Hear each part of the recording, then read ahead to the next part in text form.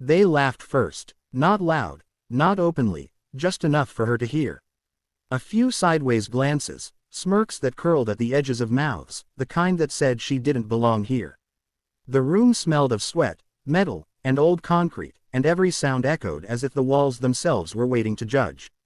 She stood in the center, hands relaxed at her sides, eyes calm, heart steady. She had learned long ago that the moment you react to mockery, you give it power. She was smaller than most of them. Lean, quiet, unassuming. The kind of woman people underestimated before she even opened her mouth. They didn't see the years of training etched into her posture, the discipline carved into every movement, the violence she could unleash and then shut off like a switch. To them, she was just another recruit brought in for evaluation, another experiment that would fail. One of the men circled her slowly, boots scraping against the floor. "You sure you're in the right place?" he asked, voice dripping with amusement. A few chuckles followed. She met his gaze without blinking. No anger, no fear, just patience. That made him uncomfortable, though he didn't know why. They told her it was just a test. Routine. A controlled scenario. But the restraints came out quickly, thick zip ties biting into her wrists, forcing her arms behind her back. Another pair wrapped around her ankles. She didn't resist. Resistance at the wrong time was pointless. She listened instead. Footsteps, breathing patterns, the subtle shift in tone. Every detail went into the quiet part of her mind where strategies formed. Someone shoved her forward, and she stumbled, catching herself before she hit the ground. Laughter again, harder this time. They enjoyed the imbalance, the illusion of control. She tasted blood when a fist struck her jaw unexpectedly, sharp and sudden. Her vision blurred for a fraction of a second, then cleared. Pain registered, was catalogued, then set aside. Pain was familiar. Pain was manageable. Another blow landed in her ribs. Then another. She was pushed to her knees, the cold floor pressing through thin fabric. Mockery rained down with the strikes. Comments about her size, her gender, her silence. They mistook her lack of response for weakness. That was their biggest mistake. Bound, beaten, humiliated, on the surface, it looked like she was losing. Inside, she was counting. Seconds, steps, breaths. She waited for the moment when confidence would turn into carelessness. It always did. A door slammed somewhere behind her. The echo changed the acoustics of the room just enough. One of the men moved closer, too close, his grip lazy now, assured of his dominance. That was the opening. She shifted her weight subtly, rolling her shoulder to relieve pressure on the tie cutting into her wrists. A small movement, invisible to anyone who wasn't trained to see it. When she moved, it was explosive. Her head snapped back, cracking into the man's nose behind her. He screamed, grip loosening. She twisted, using momentum rather than strength, dropping her shoulder and rolling to the side. The zip ties strained, then snapped against the edge of a metal bench she had already noted earlier.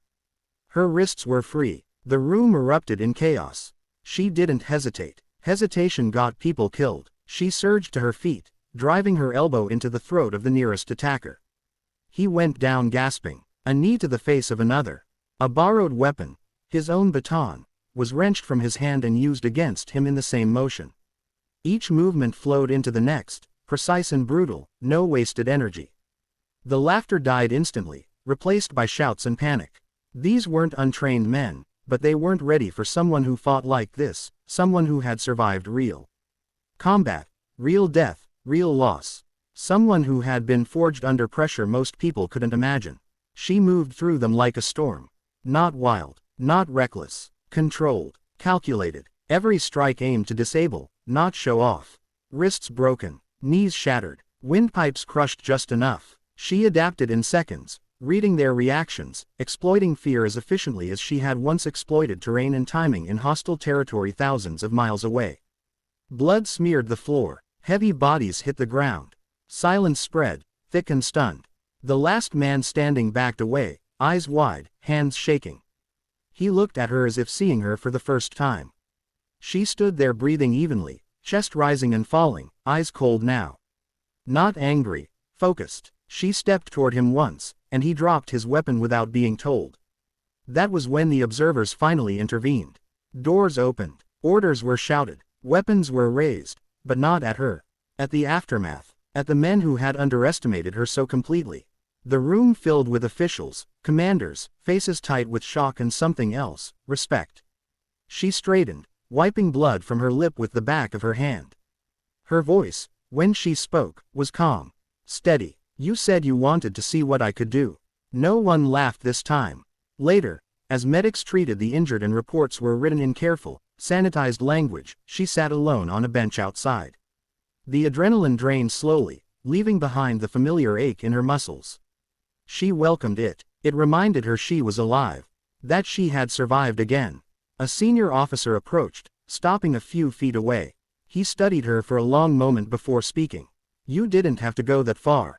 She looked up at him, eyes sharp. I went exactly as far as I needed to. He nodded, unable to argue with the evidence still groaning on the floor behind them. They won't make that mistake again. She stood, rolling her shoulders. Good, because the next time, I won't be restrained. As she walked away, her steps were unhurried, confident. The kind of confidence that didn't need validation. She had proven her point not with words, but with action. Not by demanding respect, but by taking control of a situation designed to break her.